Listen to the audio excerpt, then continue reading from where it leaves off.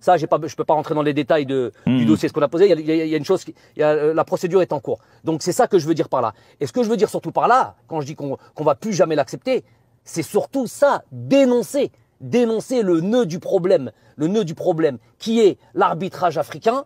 Et là, on va en parler. Moi, en gros, cette intervention-là, qu'est-ce qu'elle est? C'est quoi ça?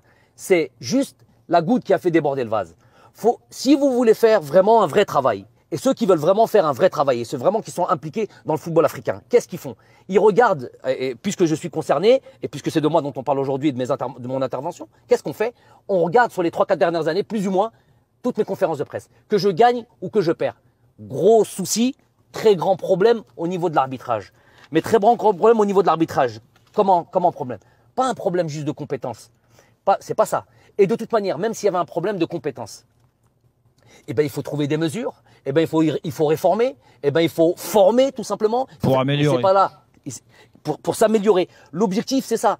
Moi, j'aime pas cette idée d'immobilisme. J'aime pas cette idée de statu quo, de fatalité, comme certains disent. Par exemple, s'il vous plaît, parce que je vais perdre le fil. J'ai bien compris le truc et c'est ça le plus important en plus. C'est ça le plus important.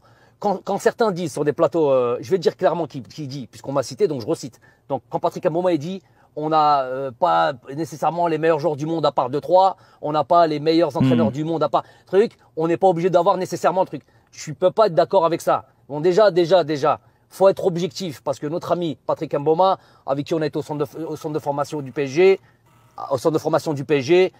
allô? Oui, on t'entend bien. Excusez-moi, il y a quelqu'un. Donc, centre de formation du PSG, on a bu le même lait, les mêmes frosties, et qui me connaît par cœur, vraiment depuis l'âge de 15 ans. Je peux estimer jusqu'à son intervention que c'était un ami, on est en échange régulier. S'il avait un truc, une divergence, les divergences, il n'y a pas de problème avec la divergence. Mais d'aller sur un terrain qui est borderline et me faire passer pour ce que je ne suis pas et surtout lui qui me connaît parfaitement, c'est malhonnête. Intellectuellement, c'est malhonnête. Il y a eu des anciens arbitres aussi. Alors,